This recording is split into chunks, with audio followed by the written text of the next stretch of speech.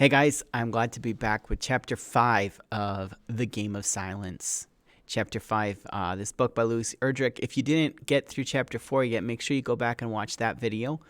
Currently, Omakayas is on the island with her friends, with her family and friends and relatives, but most of the men are gone doing scouting trips to hear back why have the Chimukamanag, the white people, broken their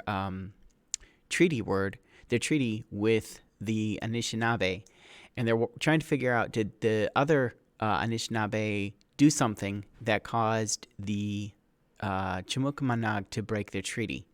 And so they're working, and today we're going to learn about them building canoes, Chapter 5. Now it was time to make Gemanon. The whole family was working on the canoes that would carry them through the year. Birch bark Gemanon were a big part of their livelihood. Sometimes the family sold them to the French voyageurs, or traders, who would pay a handsome price. But the Gemanon they were making right now were for the family's use. Near Old Tallow's cabin, two smooth, cleared spaces held the makings: birch bark, cedar wood, jack pine roots, pails, and makakun of water to use in soaking the roots. The cedar boat forms, like ribs, were weighted to the bottom of the Gemanon with heavy stones. The long, wide strips of bark, taken from the oldest and smoothest birch trees, would soon take on pointed canoe shapes. Dede and Old Tallow were hard at work today, gathering and softening enough jack pine roots to sew the sides. When he found the right jack pine tree, Father offered a little tobacco with thanks.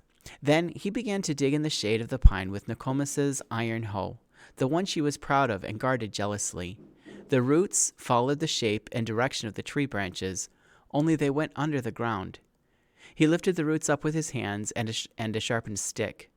When he had a nice long length, Father used his sharp hatchet to chop off the root.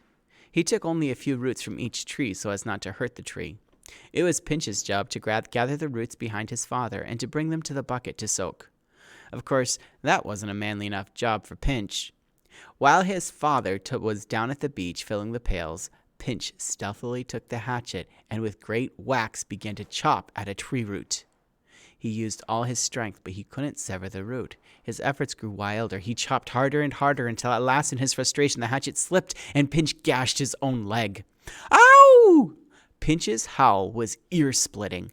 Everyone heard it and came running. Omakayas gasped when she saw the blood running down his leg, but instinctively, as though she'd practiced, she did the right thing and made him lie down right where he was. Nokomis was there instantly. Gently, she rolled up Pinch's pants leg and directed Omakayas to fetch her medicine bag. As soon as Omakayas gave her the bag, Nokomis took out a small, tightly woven sack of powder and showed Omakayas how to press pinches of gray stuff to the side of Pinch's leg. He did not suffer in noble silence, but raved and kicked and howled on and on. Through it all, Omakayas stayed calm and pressed the powder on the wound until the bleeding stopped. There. Am I going to be a one-legged boy? Pinch asked fearfully. Of course not. Omakayas and her grandmother exchanged a glance, trying not to smile. Pinch had such a wild imagination and always feared horrible outcomes to ordinary problems. You're going to stay a two-legged boy, his grandmother assured him. Unless you steal your Dede's hatchet again. If you do, I'll chop those legs off myself. It was Yellow Kettle. Fear often aroused her temper, and to think what might have happened to her son terrified her into a rage. You sit right there and don't you move. That usually was the worst sort of punishment for Pinch. But his leg must have hurt, for he only smiled with a wan grace and lay himself back down against a soft hummock of grass where he'd had the good luck to choose to collapse. I'll just watch, he said in a weak little voice. Omakayas couldn't help but think that, in spite of the pain, and now they had squeezed the situation for all the sympathy possible, Pinch was enjoying the fact that he wouldn't have to help. Angeline was already hard at work again, softening and splitting the roots that she and Nokomis would use as the wondrously tough thread that would hold the Gemanon together.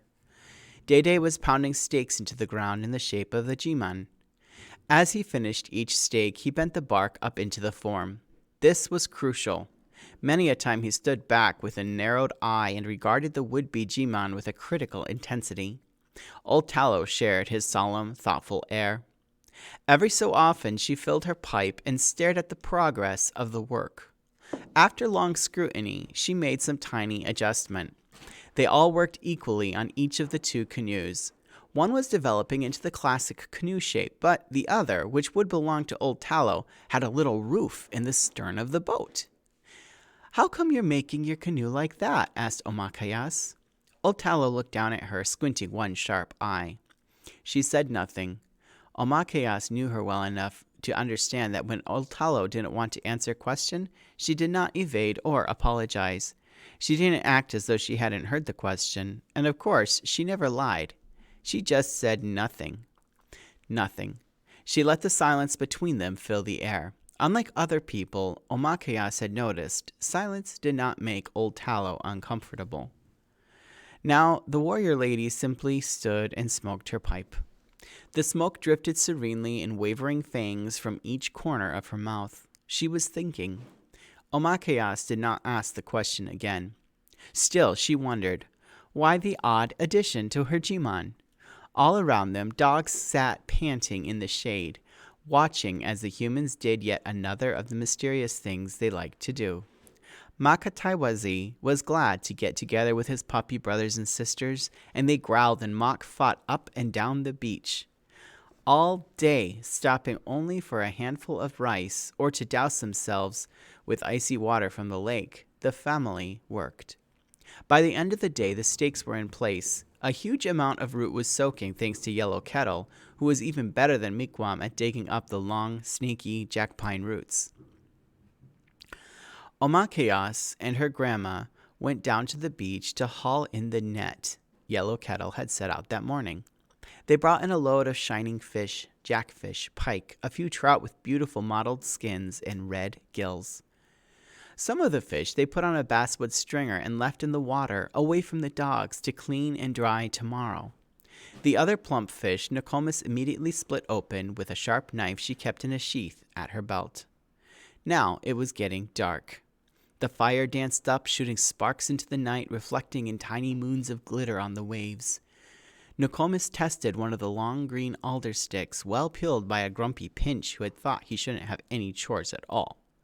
She poked the stick through half the fish, then gave the fish to her granddaughter. Omakayas roasted her fish, the fat dripping in the fire and curling away from the meat in delicious black strings. Everyone did the same. They ate one fish after another, and then some more. Yellow Kettle even fed Bijin's tiny morsels. He cooed and smacked his little mouth. They picked every last bit of fish from the bones, then threw the spines and bones back into the water.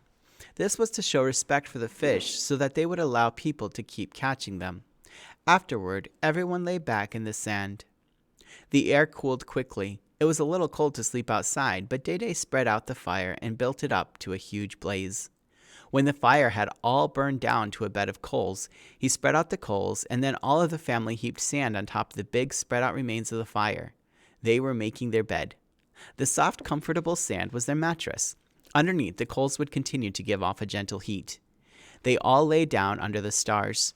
There were no mosquitoes or flies when the air was so chilly, yet the warmth from underneath kept them comfortable. Dede made this sort of sandbed often on his trips, and the children loved for him to make it for them. As she lay back and looked into the shining blackness of the sky, Omakayas felt a huge sleepy comfort take hold of her. Makataiwazi slept close enough for her to touch, fur soft and breathing quiet. Ondag roosted in the nearest tree and would wake her by gently tugging her hair in the morning. Their stomachs were full of roasted fish. Their minds were at peace. Underneath Omakayas, the sand radiated a soft warmth. She snuggled into it, her head pillowed. Those she loved were arranged around her, quietly talking or already asleep. The whole world felt quiet and calm and safe. Omakayas drifted into her dreams. Here's the image of her sleeping on the beach over the warm sand. And that's the end of our chapter. Thanks for listening. Go to your Google Classroom and check for the assignment that's there based on this chapter's vocabulary, and have a great day.